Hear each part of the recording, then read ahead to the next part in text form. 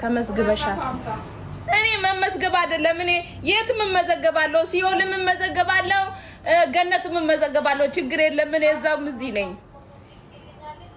የምን ፎቶ ሰው እንዴት ይው ልንገራችሁ ሴቶችዬ፣ እኔ ካሁን በፊት የምመክራችሁ ነገር ዛሬ ላይ እየመጣላችሁ ነው። ገባችሁ? አሁን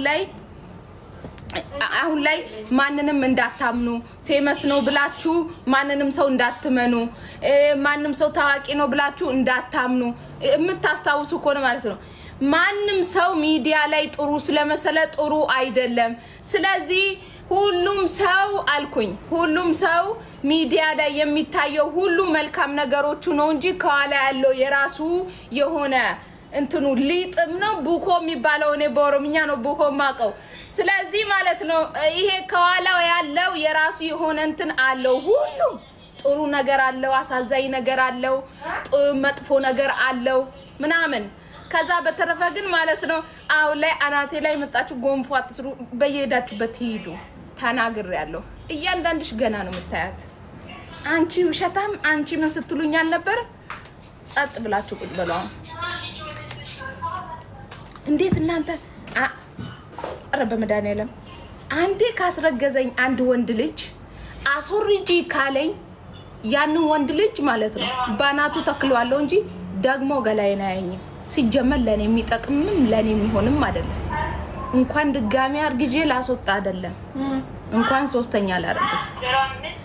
ሴቶች ክብራችሁን የምትሰጡ ራሳችሁ ናችሁ። ራሳችሁንም የምታስከብሩ ራሳችሁ ናችሁ። ምን ነው ይሄን ያክል ስሜት ያናቴ ላይ ምን እንትን ብሎ ነው እንዴ? ጎንፎ ምን ጎጆ አልሰራም እኮ ማሪ። ራሳችንን የምናስከብረው እኛው ራሳችንን ብዬ በጣም ብዙ ጊዜ ነግራችኋለሁ። ራሳችሁ አሁን እስከ ዛሬ ቆይተው ብር ወስደዋል።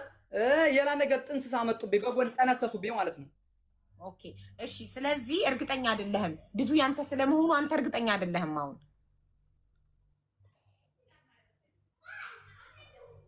እኔ እርግጠኛ አይደለሁም። እሺ ጥሩ። አንተ ፍቅር ዲዛይን ግንኙነት ነበረን። እኔ ግን እርግጠኛ ግን አይደለሁም። ኦኬ ገባኝ። ችግር የለም። ግንኙነት ነበራችሁ፣ ስለ ልጁ እርግጠኛ አይደለም። ፍቅር ዲዛይን አንተ እንደምትለው አይነት መጥፎ ሰው ከሆነ ለምን እሷን እርጉዝ ሆና አውጥቶ አልጣላትም? ለምን ያሰራታል? ለምን እንደ ቤተሰብ ጥላ ከለላ ይሆናታል? እሷ ባዳ ሆና አንተ ዘመድ ሆነክ እንደምትለው ጥሩ ሰው ካልሆነ ደሞዛችሁን መልሶ የሚወስድባችሁ ከሆነ ለምን ለዚህቺ ሰው እርጉዝ እንኳን ሆና ለምን አላባረራትም? የድርጅቱን ሕግ ጥሳችሁ ሪሌሽንሺፕ ግንኙነት ጀምራችሁ ስራ ቦታ ላይ አስጠግቷችሁ አንተ ጥለህ ወተክ ሳትባረር ራስህ ጥለህ ወተህ እሷ ግን እርጉዝ ሆና እንዴት አስጠጋት? እንዴት አላባረራትም? መጥፎ ሰው ከሆነ ብር አልሰጣትማ። ብር ያልሰጣት እንዴት ብላ ትወጣለች? ብሯን ይዞባታል። ብር እኮ የሁላችንም እየተያዘ እኮ ነው አልኩሽ። አቡ አልሰማሽኝም? ለአንተ የሰጠችህ 23,000 ብር ታዲያ ኬታ መጣ? አቡ አንዴ ላውራ ከይቅርታ ጋራ። ለኔ አልተሰጠኝም ብር። የታመጣ ነው ለኔ ብር መሰጠኝ? ቀኑ ሙሉ ስታወሪ ነበር። ይጨርስ፣ ከዛ አንቺ ረጅም ሰዓትሽን ሰጥሻለሁ። ይጨርስ እሱ መጀመሪያ። እሺ ደሞዝ እየተሰጣት ካልሆነ በነፃ እያገለገለች ከሆነ የጉልበት ብዝበዛ እየተካሄደባት ነው። 23,000 ድርሃም ኬት አምጥታ ነው ለአንተ ልብስክን፣ ጫማክን፣ ዶድራንትክን፣ ፓንትክን፣ ካልሲክን ሁሉ ነገርክን ስታለብስክ፣ ስታበላ፣ ስታጠጣክ የኖረችው 23,000 ድርሃም አንተ ላይ ያፈሰሰችው ኬት አምጥታ ነው? ፍቅር ዲዛይን ደሞዟን እየከፈላት ካልሆነ ይኸውልሽ ሀቡ አይደለም 23,000 ብር። እኔ ስለሷ ደሞዝ አይመለከተኝም። ስለራሴ ግና ስለራሴ በወር ውስጥ እየፈረምን የምናወጣው ብር አለ። ታውቂያለሽ? በወር ውስጥ ማለት ነው የምናወጣው ብር አለ። ያንን አውጥ ነው እንጂ ለኔ ለራሴ ለልብስ ምን ለሌላ ነገር ማውል የሷን ብር ምን ብዬ ነው የምጠቀመው? እኔ ራሴ እየሰራው አይደለም። እኔ የራሴ ኖርማል ደሞዝ ነው ያልተከፈለኝ እንጂ በየወሩማ እየፈረምኩ የሆነ ነገር ማወጣው ብር አለ። ለምሳሌ 200 ብር ሊሆን ይችላል፣ 100 ብር ሊሆን ይችላል፣ 150 ብር ሊሆን ይችላል። እንደዛ ማወጣው አለ እንጂ እኔ እንደዛ አይነት ነገር የሰው ብር አልበላውም። የሰው ብር ከበላው እኔ እሷ ራሷ ከማለች ከገዘተች በቄሶቹ ፊቱና መጽሐፍ ቅዱስ መትታ በህግም ፊት እንትን ካለች እውነቱን ካመነች እኔ ችግር የለብኝም። ገብቶሻል አይደለ? እኔ ከዛ ቤት ብሬን ስላልተቀበልኩ ሂሳብ ስላልተከፈለኝ ነው ወጥቼ ልሰራ እንደማንኛውም ሰው ልሰራ የወጣሁት። በጣም ጥሩ። እሺ አሁን ያንቺ ተራ ነው። ያው እሱ ጋር እኔ ጋር ያለው ሀቅ ይሄ ነው። እሱ እያለ ያለው እኔ ጋር ያለው ሀቅ ከሷ ጋር የፈጸምነው ግንኙነት 2 ቀን ነው። እሱንም በመጠጥ ሰክሬ በመጠጥ አስክራ አታላኝ ነው 2 ጊዜ ብቻ በህይወቴ ያደረኩት ብላል። አርግዛ ስላስወረደችው ጉዳይ የማውቀው ነገር የለም። ይሄ ልጅም የኔ ስለመሆኑ ሆዳ ውስጥ ያለው እርግጠኛ አይደለሁም። ግንኙነት ማድረጌን ግን 2 ጊዜ ከሷ ጋር አሁን እስከ ዛሬ ቆይተው ብር ወስደዋል። የላ ነገር ጥንስስ አመጡብኝ፣ በጎን ጠነሰሱብኝ ማለት ነው። ኦኬ እሺ። ስለዚህ እርግጠኛ አይደለህም ልጁ ያንተ ስለመሆኑ አንተ እርግጠኛ አይደለህም። አሁን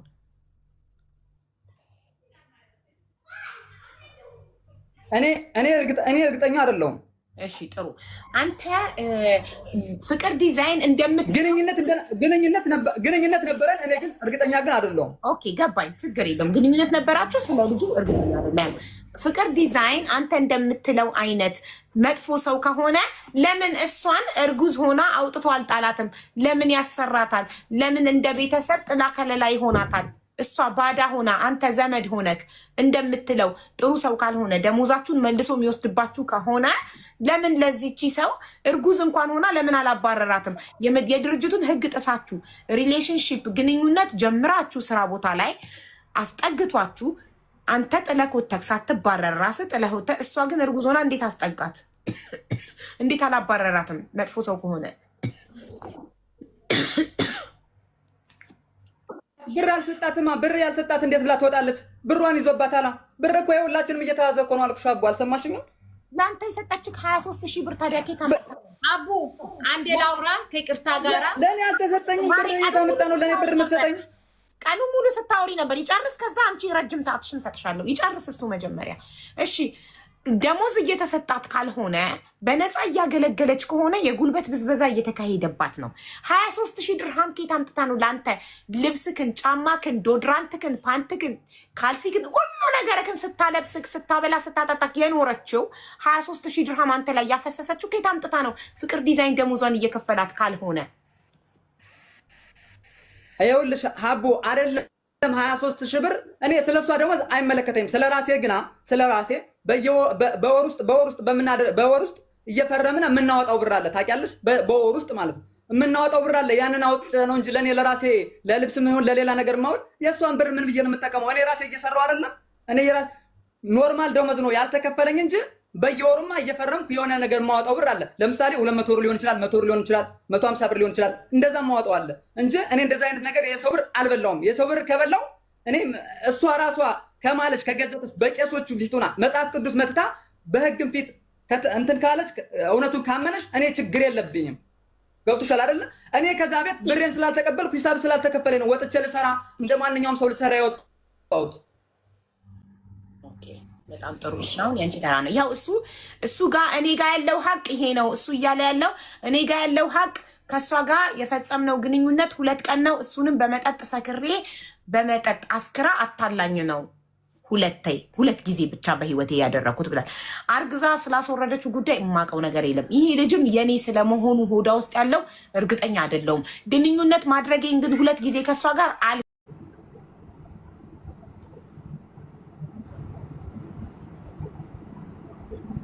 ስሙልኝም ሪከርድ ማድርጉልኝ።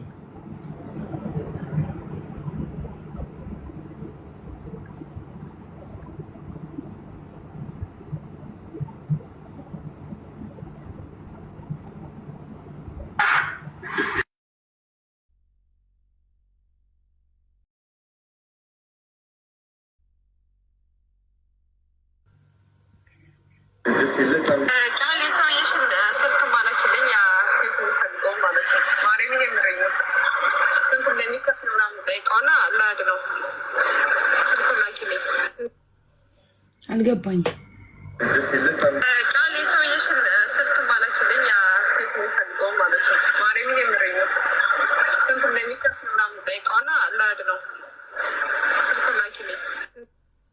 ሴት የሚፈልገውን ነው እንደሚለው ሴት የሚፈልገውን 10 ሰው አመጣልሻለሁ። ጃዛ ቤት ይዛ የነበረች ልጆቹን ሜቢ እዚህ ጋር በህግ የሚያስጠይቀኝ ነገር አለ እንጂ ብዙ የምናገረው ነገር ነበረ። ወላዲታ አምላክን እኔ ዱባይ ይህን ያክል ዓመት ስኖር ስም የተነስቷል።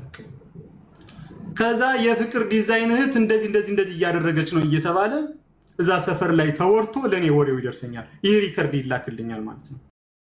ልጅቷ ቀርባ ማስረዳት ትችላለች፣ እሷ ካላመነች ማለት ነው። አንዳንዴ ሞት ምርጫ ነው።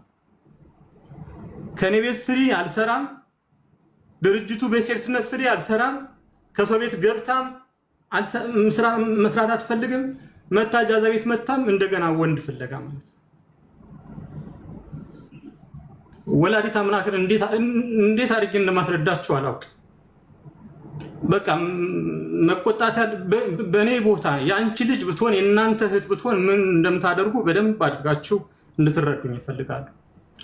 ከዛ እኔ ብዙ ነገሮችን በቃ እኔ አንቺን ወይ ወደ ሀገር ማስገባት አለብኝ ወይም የሆነ ነገር ማድረግ አለብኝ፣ አለበለዚያ አንቺ ምናምን የሚል ነገር ብዙ ነገሮች ተፈጠሩ። ሽምግልና ተፈጠረ።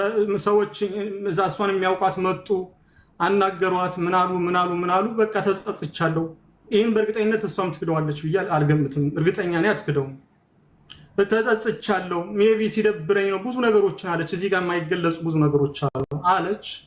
ሜቢ ያለው ነገር በሽምግልና አለፈ። ከዛ ወደ ስራ ተመለሽ አልኩኝ። አይ ወደ ስራ ልመለስ። ወደ ስራ ሳትመለስ ታርቀን ብዙ ነገር ተፈጥሮ ታርቀን እንደገና ደግሞ ከሌላ ሰው ጋር ጀምራለች። ልላክልሽ አንዴ።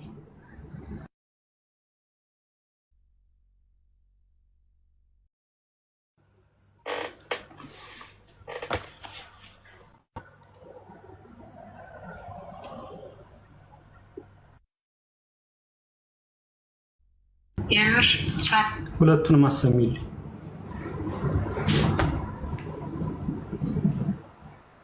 እውነት መስሎኝ ከፍት ነኝ እኮ ለእሱ ተናገሬ ለብራዘር ተናገሬ ስልኩን ሰጥቼ ደውሎልህ አታነሳም። ደውሎልህ ነበር አልደወለልኝም አልክ እንጂ ሰው መስለኝ ማለት ነው። እውነት ሀቀኛ ሰው መስለኝ ሰው ነገር ላይ ነው ያለ። አትዋሽ። ይሄ የኔ እንባ የኔ ግብስ ዛሬ እንደዚህ ተሰቃየሁት፣ ነገ ይደርስብሃል። የሚያሰቃይ ሚስት ሊሰጥ ይችላል፣ ወይም ደግሞ እኔ አላውቅም። ሲጀምር አንተ እኮ ባለትዳር ነው አውቃለሁ። ትዳርን ይኖራል እርግጠኛ ነኝ ስላለ ነው። አሁን መጨረሻ ላይ ባዶ ራቁትሽን ላኪልኝ ብልክልህ ዛሬ ጉድ ታደርገኝ ነበረ። ያንተን ራቁትን ሚዲያ ላይ መፖሰት ሪከርዱ ይደገምልህ። እሷም ትልቅ ስክሪን ላይ ሪከርድ ይደገምልህ። አንተ ግን አይደለሁም አስብ። የትኛው የመጀመሪያ የአሁኑ ይደገምልኝ። አሁን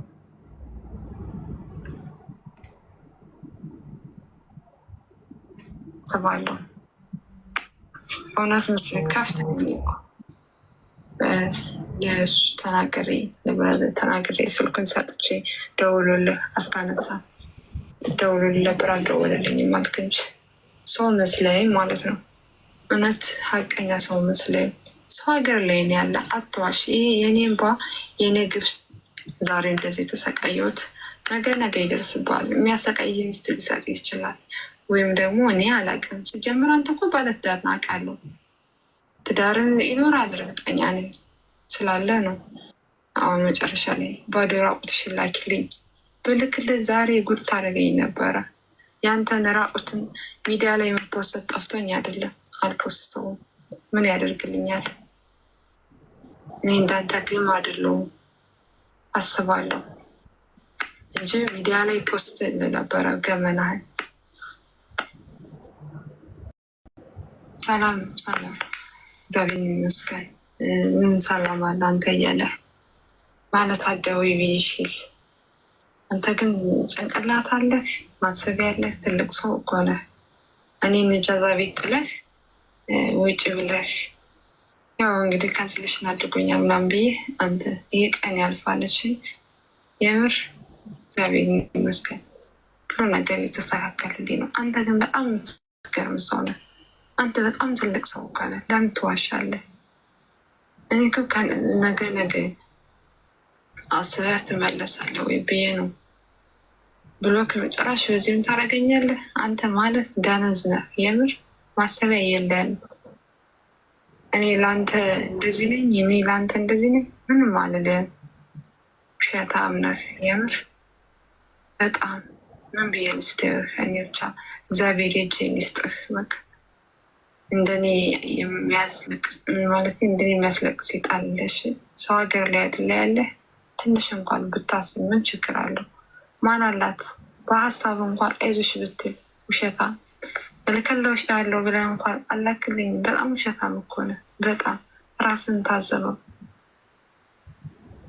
ፈጣሪ እንደኔ አልቅስ ብቻ፣ ሌላ ምንም አለ? ማን ነው የላከልክ ለአንተ ይሄንን? እንዴት አገኘ?